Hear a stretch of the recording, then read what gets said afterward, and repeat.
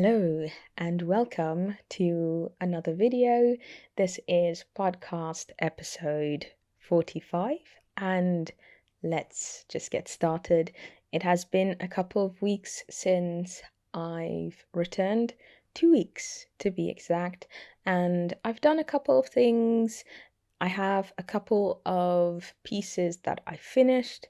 First up, I finished the Inge sweater by Lunit.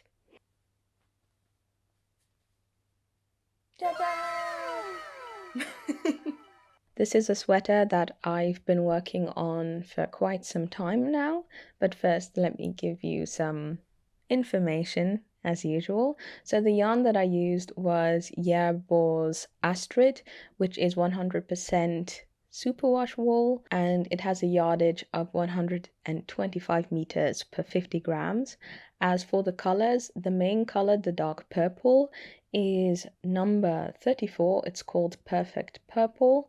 And then the contrast colors, the light purple is Pale Plum, number 19, and number 33, and the green is Spring Green, number 19. As for the needles that I used, for the color work on the body and sleeves, I used a 4.5 millimeter needle, and then for the sections that had no color work, so at the top and at the bottom, I used 4 millimeters, and then for the ribbing, I used 3.5 as well as for the rolled hem that is here. Or I might have used 3 millimeter needles, I'm not too sure. In any case, this is a top-down raglan construction sweater and it was pretty straightforward. I really liked the pattern. I didn't have to make any modifications. So for those who don't really watch any of my podcasts, I am currently working my way through the entire isager the entire isager archives collection, and I think there are about 12 or 13 pieces. This is the third piece, I believe, that I've finished, if I'm correct. Yeah, and the first two I had to make heavy modifications because at first I was thinking I want to make everything exactly how it is, but on the other hand, I don't think I would wear most of the pieces if I didn't make any modifications. So for the first two, the smallest sizes were a bit too oversized for my liking, and so I had to grade them down another size. And this one was perfect. I think this was actually even the second size. I have a bust circumference of 83 centimeters. I believe in inches that is 33 inches, and I just chose the size that was allocated to that, and it was completely fine. It was an enjoyable knit. I forgot to mention that it was top down. Yeah, really, I don't don't have much to say. I liked the experience. I liked how it turned out, and I've used it a couple of times. Not that the weather is that suitable at the moment. It's quite hot right now in the Netherlands, about 22 degrees on average, and so even indoors it's quite hot to wear such a thick sweater. But in the evenings, sometimes I'll go out for a bike ride and or for a walk, and this is great. I really, really do like it. If I would have to rank the pieces at the moment, I would first have the normal sweater, then this one, and then as the third one, the Carla cape. Yep, so there's that. Moving on to the next thing. What is it?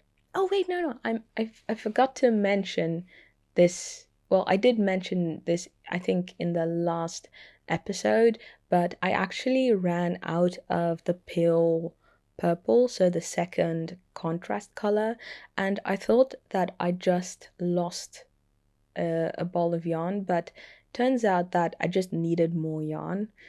So I don't really know exactly why, because I didn't even come close to using the recommended amount of that color. I think in total I used about 175 grams and the pattern calls for 150, but maybe that's just because I like to knit quite loose when it comes to color work. So I don't know, my floats are quite wide, but they're not very dramatic in this sweater. I think also because the colorwork sections are quite short, if that makes any sense. So you don't really have long floats, but I can show you the inside actually.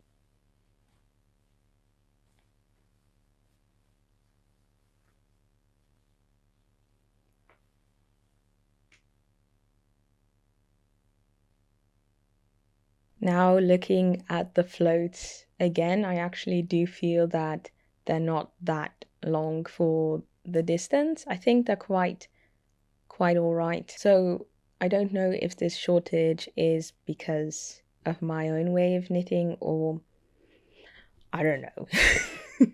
Moving on, I have another piece project that I finished. Ta-da! It's a pair of socks. These are socks that I made for my boyfriend. So a couple of days after arriving back from our holiday, we went on a, how would you call it? A 2 or 3 day trip to Antwerp in Belgium. And I ended up going to this yarn store called Julia. Yeah, I think it's Julia's Handwerkwinkel, something like that. I'll leave a link to their website in the description box. So I went there. It was a nice store, but I didn't want to waste too much time there, so I roamed around for maybe 10 minutes and I ended up buying 2 balls of sock yarn. So I chose for myself some novita yarn, Seven Brothers, in the color, I don't know, it's something Bordeaux-ish, dark red.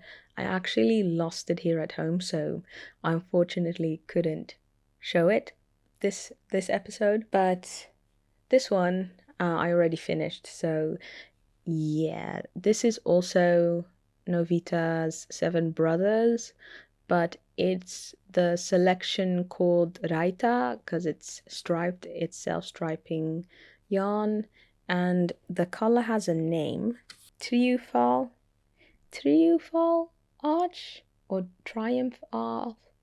It's Triumphal Arch. I don't know if I wrote that down correctly, but the code is 978.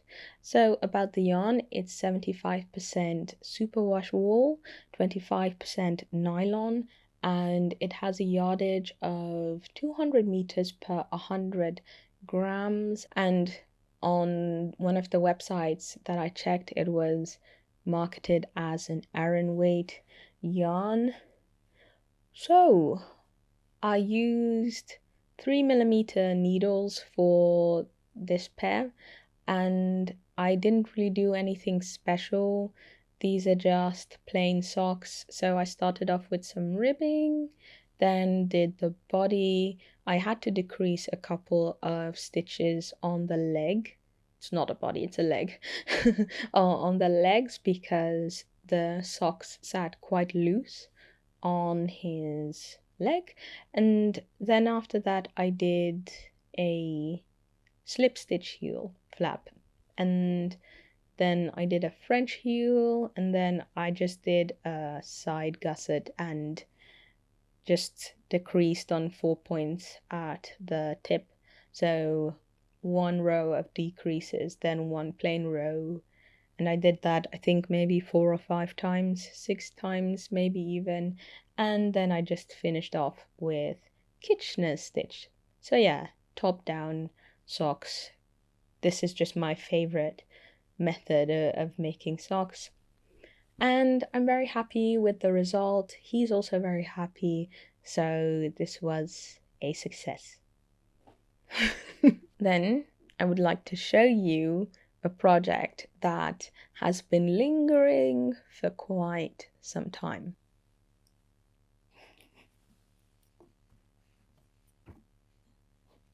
I finally made some substantial progress with the Sailor Color Pullover by Mariko Oka. So this is a pattern that got published last year. Yes, last year. It was part of Daruma's Daruma pattern book number 8, and it's a Japanese pattern. I instantly bought an online version of the book when it came out, started working on it, and then just stopped. But first, let me give you some more information, some specifications. So, in terms of yarn, I used onion yarn number 4. This is a yarn that I have used in the past, mostly just for socks actually. I really like how after a couple of washes it becomes really, really soft. So, the fiber content is 70% organic wool and then 30% nettle fiber, and the nettle fiber is the component that really creates a very durable fabric if you were to knit it up. And so the socks that I've knit using this yarn have held up quite well, especially considering the amount of wear that I've gotten out of them over the past year. I personally have 3 pairs for myself, and they just now started wearing out after an entire year of very heavy use. So, yeah, onion yarn is definitely one of my favorite yarns to work with. So the color is Cola and the number is 8. I forgot to mention the yardage. It's 130 meters per 50 grams. As for the construction, this is a drop shoulder sweater knit flat, and I actually didn't read the pattern all that thoroughly, or at least I did a year ago, and then I kind of picked things up and kind of did my own thing. In any case, I'll just tell you what I did. So I started off with a provisional cast on, and this is something that is also in the pattern. You knit all the way up. There isn't actually any underarm hole shaping, but what you do is you increase at the sides here so that you create a sort of angle so that you won't have to do any short rows for the sleeves. Then once you're all the way up, you do some short row shaping for the shoulders. And what I did is I left all of the stitches on hold after resolving all of the Japanese short rows because I wanted to do a 3-needle bind off. Yes, so that's kind of how the main body is done. Once you're done with that, you work on the sleeves. And if I remember correctly, you're supposed to pick up stitches around the armhole and then knit the sleeve flat as well. I, for some reason, knit my first and the second sleeve that I'm working on right now. I am knitting it in the round, and I don't know if that is causing me any issues because now that I finished this one sleeve, I'm finding that once I'm wearing the piece that the sleeve kind of twists inward and it's looking quite strange. I can only think of it being the knitting in the round, but then again that doesn't really make any sense because there are a ton of other patterns that have a oversized drop shoulder construction and they don't have this thing when knitting the sleeves in the round. So I'm a bit confused. I posted the question on Reddit and I've yet to get an answer, or maybe someone did suggest that I block it, and I actually already did. I used my iron and a pressing cloth, and it didn't help whatsoever. So I think that after this podcast I might give it a go with just a bucket of water and just wet block it, but I am doubtful that that will actually help. But you can always try. Also, I do want to mention that this is actually the first sweater that I've worked on that had a sailor collar style collar, and I thought it was really interesting, the construction. So how it basically worked in this pattern at the very least is that you start off around here and you kind of do a twisted rib. Well, you do a twisted rib, and at some point you split the front side, you split up in two sections, and that is so that the collar can fold over. So you keep on working the twisted rib and the stockinette, and then at some point you're obviously done with your shoulders, and so well, at least I put my stitches on hold, and then I continued working on the collar. So I had to cast on a number of stitches. I think over 3 or 2 rows I cast it on using the backward loop technique. And so what I did was, after that, I connected the left side to the right side at the back so that the collar folded open, and then I continued working on the collar until I reached the amount of rows suggested in the pattern. And so then of course I still had the cast on edge, of course, and so I used my crochet hook to attach it to the body. I used slip stitches, but I think in hindsight that maybe single crochet would have been better. I don't know, but those those are my thoughts. So yeah, I think I'm just going to wet block, maybe wait for some more comments on Reddit to see if anyone has any other suggestions. I am willing to rip everything out and knit it flat if that's really the problem. But before that, I just want want to know that it will actually give better results than just having to redo it and it looks the same. It could maybe be also the yarn. I'm not too sure. The fabric is a bit more, I don't know, slippery. It's also quite drapey. I'm just not too sure, but we'll see. I think that's everything I had to say with regards to this. I think I did forget to mention the needle sizes. I used 4.5 millimeter needles all throughout, except for the edges or the cuffs and the bottom. I believe I mentioned that you start off with a provisional cast on. You actually go back to that cast on and then you knit in the opposite direction with smaller needles. I used 3.5 millimeter needles, and then you just continue in stockinette, and that creates a rolled hem. So that's on the bottom and also at the sleeves. I can show you. Moving on to a vintage project. So the granny square bag. I was so optimistic about this bag, thinking that I would be able to sew in all the edges before I was to leave on holiday. I think I had about a day. Very delusional about that, but yeah, this is as far as I am at the moment. I actually made way more progress, but I had to rip that out because I made a mistake. So let me tell you about the pattern.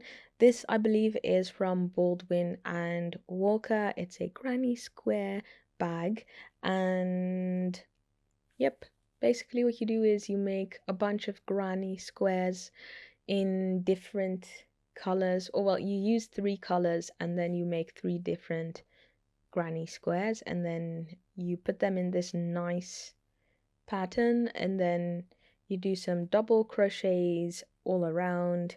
You create a gusset and you sew things on. I believe the lining you sew on, and then some other stuff. I'm clearly not there yet, but yeah, that's what you do, and then you're supposed to have a cute bag in the end. So, in terms of yarn, I used Drops Paris. This is an Aran weight cotton yarn, 100% cotton, 75 meters per 50 grams. And the colors that I've used are 8 dark purple, 31 purple, and 39.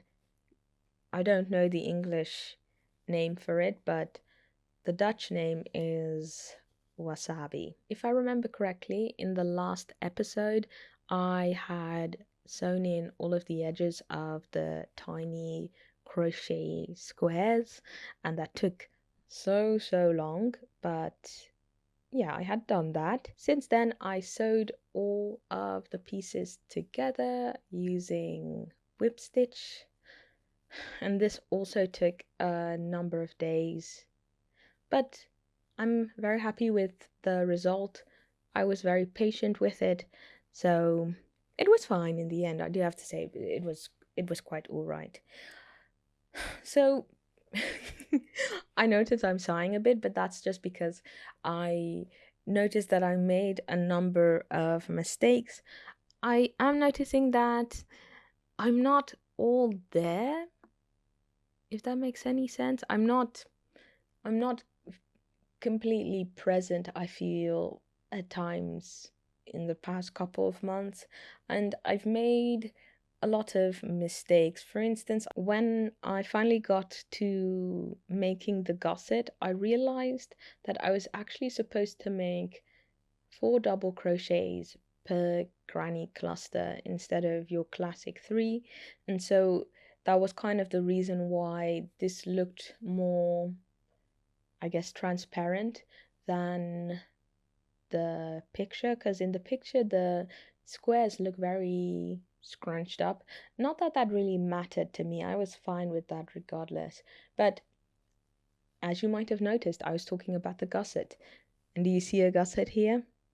No, because I ripped it out, because I overlooked one crucial step, and that was that I was actually supposed to crochet a double crochet border or a treble border all around this piece, and I did not before working on the gusset.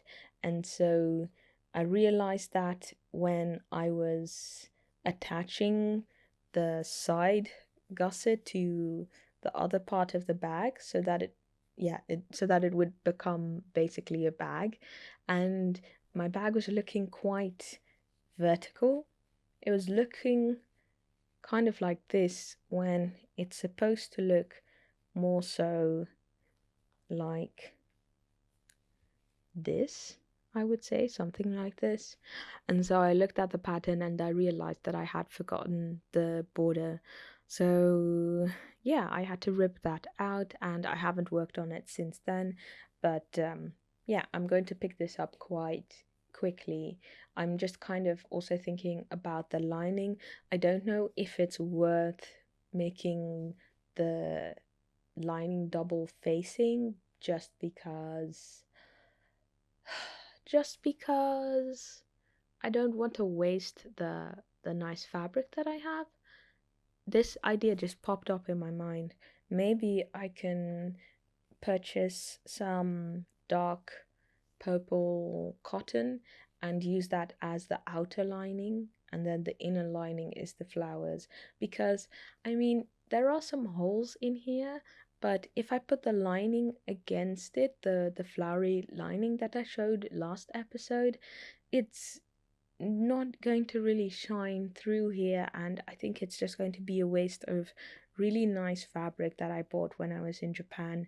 So I think I'm just going to do that and figure out how to do the lining properly, because it's not a bag that is flat, basically. there's still some space at the bottom. The bottom is maybe half a crochet square wide, and so I have to think about how to do the lining in that way, as to if something were to be flat and I could just fold the cylinder and then sew it. Yeah, so I think that's everything I had to say with regards to this. I forgot to mention the hook size. I used a 2.5mm hook for this project. Then I'd like to move on to another project that I started, I believe, 3 days ago. So I was thinking of making a project for Halloween. I actually had 3 planned. One was a sweater, another one was a scarf, and another one was a pair of socks. And I'm kind of doubting if I want to or will able to, if I will be able to knit up a whole sweater for Halloween. I think this might be a project that I'll have to push towards next year. But the socks sounded like a fun place to start at. So these are, well, okay, I have one leg almost done. So this is a pattern by Calling for Orpheus. This is, I think, the first pattern that they ever, whoa. I think this is the first pattern that they ever released. This is their memento socks. I guess it comes from memento mori, this medieval phrase that was used. That was kind of the catchphrase of the medieval times.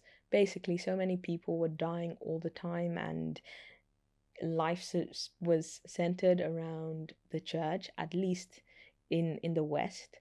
And so there was this motto that was memento mori, so remember the dead or remember death. So that death was just constantly on their mind because they were so close to it. And I mean also the plague, of course. In any case, that was a bit of a a bit of a weird history class. But yeah, the memento socks. So apparently these were inspired by Unus Annus. This was a project by Markiplier and some other YouTuber, that they would have a channel where they would upload frequently, I believe, for an entire year. I think maybe every day for an entire year, and then after a year and a couple of weeks or something, they would delete the channel, and the existence of the channel would be completely wiped out, and so it would only be kind of a memory for the people who were there during that year. Apparently, they also had merch, and one of their merch pieces was a pair of socks with skulls, and I believe calling for Morpheus, or Morpheus, calling for Orpheus. I was just thinking of Mobius, or that very crappy, I don't know, Marvel movie with Jared Leto or something. Anyway, so what was I saying? Yes, so I think the designer used those socks heavily and they've kind of worn out, and they wanted a new pair, so they designed this. And it's pretty cool. Skulls. I felt them to be quite suitable for Halloween. And yeah, the pattern is for free, so I'll put a link in the description box. I didn't really read the pattern, to be honest. I only checked the amount of stitches that I would need. So each pattern repeat is 10 stitches, and I kind of know how to make a sock fit for me when it comes to fingering weight yarn, because I've knit up so many at this point. So I chose 60 stitches and I used 2mm needles for the cuff, and then I went up a needle size, so to 2.5, or maybe 2 sizes I should say, yeah, I went to 2.5 for the body since it's color work, and so it tightens up a bit. And so far so good. It does fit. I've tried it on, so I'm excited for that. This is actually, I think, the first pair of colorwork socks that I have knit. I thought it would be a pair from Stone Knits, but because I had purchased her book, but I haven't worked on any of these. I do have to say the first row I was quite knitting quite tight, and I forgot that I had to change my tension when knitting colorwork, because usually when it comes to just plain stockinette or any type of pattern where I only have to use one strand of yarn, I'll just basically the way I hold it is like this. I'll have it like this, and then I'll twist it. Okay, now I'm getting kind of tripped up. I think, yeah, I hold it like this, I think. Yeah, something like this. So I might be wrong. For some reason, now having to do it on command with holding something else in my hand, it kind of feels unnatural. But I do first put it like this, and then I twist it. Yeah, I'm pretty sure this is how I hold my yarn. And with color work, I only hold it like this, so it's quite loose. So I started doing that for the second row, and the tension is a lot better. I'm excited to see how it'll look once it's blocked out. It definitely looks better if you like the further away it is. And yeah, so I looked at the stitch count and I just used the colorwork chart, and it's been fun knitting this up. I'm working on the fourth skull row, so that's going to be my last skull row before I start working on the heel. The original pattern has a short row heel, and usually what happens with a short row heel is that it'll disrupt your your pattern, and that's what happens in the pattern as well. You could use another type of short row technique that ensures that you don't have to knit two rows on top of the, I guess you call it the instep of the foot. And I actually didn't consider that for this pattern simply because I have knit, I believe, two short row heel socks at this point, one bottom up and the other one top down. And I actually prefer the fit of a heel flap sock way more, even though it's a bit more tighter at, I don't know, this section, the short rows. Not that it really bothers me all that much, but it's just my preference, I guess. So the issue with such a heel is that, well, maybe I can show you here, is the gusset. So you have the heel flap, right? And then you have this gusset, and this will disrupt your pattern as well. But a cool solution to that is just placing the gusset at the bottom. And I had done that before with another pair of socks. I think the third pair that I made, no, the second pair that I made, I did that, and it's pretty straightforward. You just have to calculate where how many stitches need to disappear from your from how many stitches you need to decrease for your foot, and so you just start decreasing at the bottom with all those with all those stitches, so that you get this triangle at the bottom, and so you can just easily continue your pattern here. So I think that's what I will be doing for the sock, which I'm weirdly enough kind of excited for. I don't know why, but yeah. Okay. Yes. Well, what else do I have? I have some more news on the Isager Archives collection. So, like I said before, I have finished 3 of the sweaters, so it's time for me to move on. And I started working on the, I guess it's Johanna, Johanna sweater by Other Loops. Yeah, so I don't even know where to start. So this is what I have so far, and I'm going to have to consider this a very, very large swatch. So, okay, so this is another pattern I felt that I needed to modify in some way, shape, or form. The smallest size was going to give me 23 centimeters of positive ease, which I felt was going to be a bit too much. And also, it was one of those patterns where you had color work, but you also had the issue of holding 2 strands per color, if that makes any sense.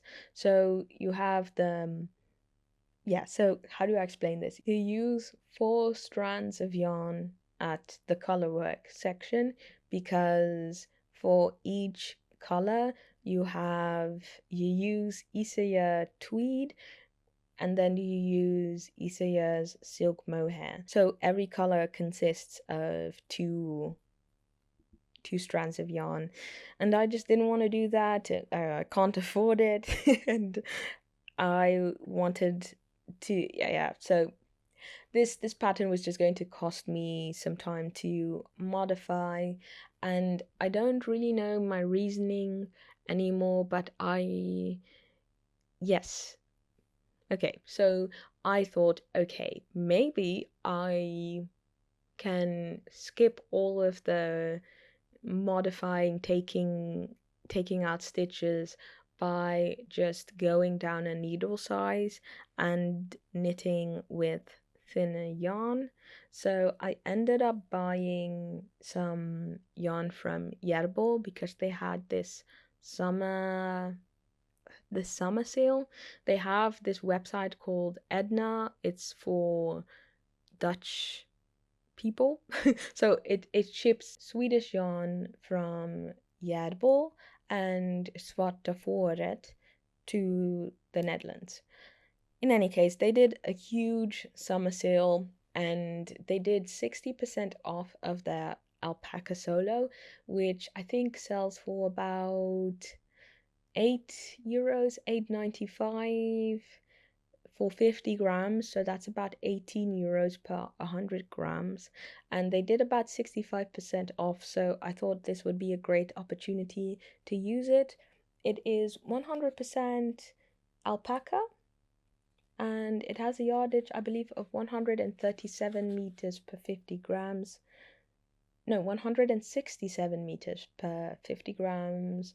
It's a sport weight yarn. So I bought the colors 28 aubergine purple and 32 icy purple. So icy purple is the lighter and then the aubergine is the darker. And there was a reason. So, and for this section, I used 2.5 millimeters and 3 millimeters. Yeah, for the color, no, 4 millimeter needles for the color work section, because for some reason my color work is really tight. So usually I have to go up 2 needle sizes at least in most cases. So yes, I was not very confident with this technique because this would actually be the first time that I was modifying a pattern just by changing up the needle size and the material. So the yarn thickness. Yep. So I was not too confident with it. I also didn't want to knit in the round, and so I think there was another reason as well, but I ended up deciding to knit this instead of going top down and then in the round.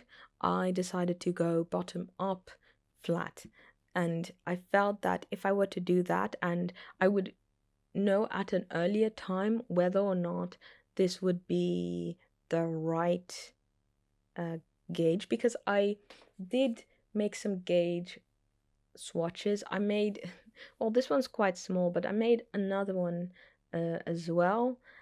I think that one's also quite small, to be honest. I think I just didn't gauge swatch that well. I did block it, and I thought that I had the right dimensions, but this ended up giving me about 1 or 2 centimeters of positive ease at my bust, my full bust. And I thought that wouldn't be all that nice for a drop shoulder. So, yep, I was I was thinking this would grow way more, because I also checked that alpaca tends to grow quite a lot, but for some reason this didn't. So I'm just gonna have to start over. I don't mind, I actually already started over. So I'm going up a needle size. I am using 3 millimeters for the plain section here, and then for the colorwork sections I'm just gonna use 4.5 millimeter needles. But yep, I really love the colors. For some reason I am gravitating towards purple the past couple of months. You might have noticed that as well. I found that a lot of people noticed that I also really like to knit with greens as well. And funny enough, my favorite color is blue. I do have some blue pieces, but yeah, maybe I don't know. I just I don't know actually. I don't really think too much about an aesthetic, if that makes any sense when I'm knitting. Well, I guess so. I just think I just want to knit something that I think I'll wear, if that makes any sense. And I think that most of the pieces that I've knit so far, I've worn a lot. I mean, this is the first garment that I ever knit for myself. I think this was maybe 3 years ago. It's from My Favorite Things Knitwear vest number 1, and I knit up 2 of these. And oh, there are quite a bit of mistakes in there, but this is still something that I wear a lot. I've gotten so much wear out of this. Yep. I don't know where I was going with that, but there's that. Moving on to the last piece, and we're returning to the Esther sweater by Petite Knit. I don't know why this pattern has been such a struggle. It's not even the difficulty of the pattern, but it's just finding the right yarn for this project. I think I started off wanting to work on the Esther jacket, and I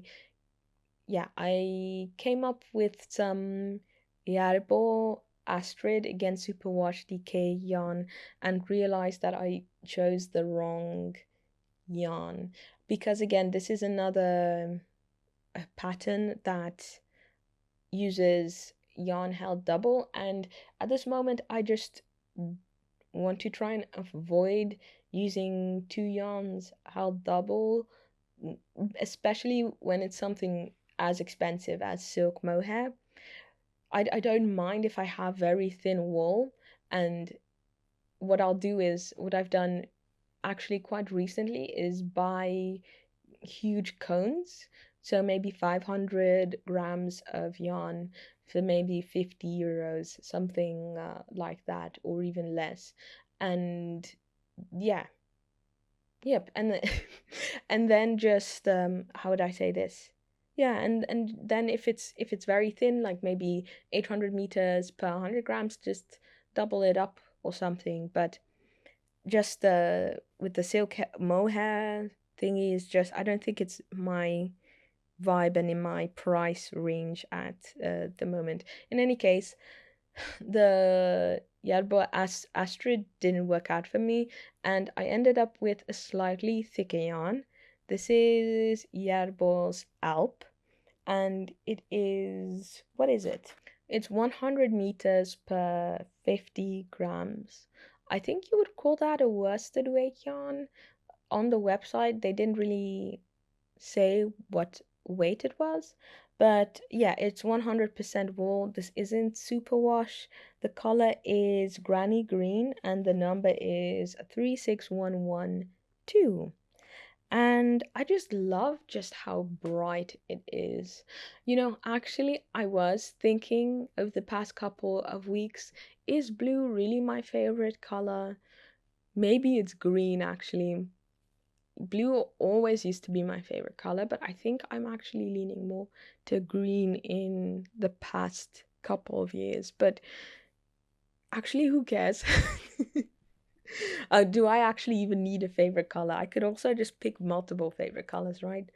I don't know. It always felt having a favorite color always felt like such a, a thing you needed to have as a kid, because that was always a question. What's your favorite color? Or in the friend books, I don't know if they do that now, but in my time back in the day, we used to have friend books, and then you give them to your friend and then they would have to write down traits about themselves. So of course their name, their favorite pet, their favorite color, favorite food, stuff like that.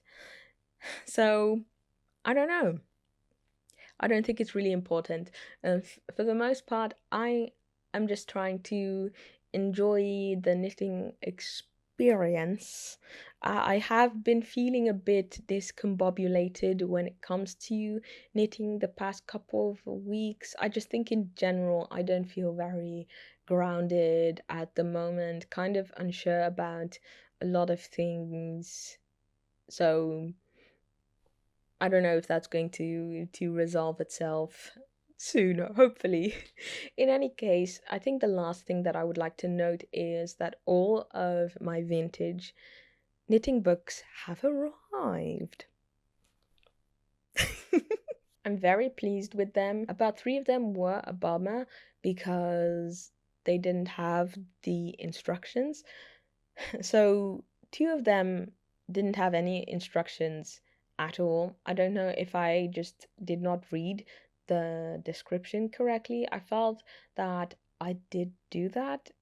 In any case, another one just had wrong instructions. I got the book that was filled with knitting patterns, or at least pictures of things that you can make with the knitting patterns that came with the book, but then the instructions were for sewing patterns, and I didn't really think anything of it at first when I bought the the vintage book, but that was because I knew that for some of these vintage knitting books they also included maybe 5 or 6 sewing patterns as well. But this was a sewing pattern for a completely other magazine. The instructions were for, I think it's called Bayern Handarbeiten or Handarbeit magazine. Anyway, it was not correct, and that was a bit of a bummer, but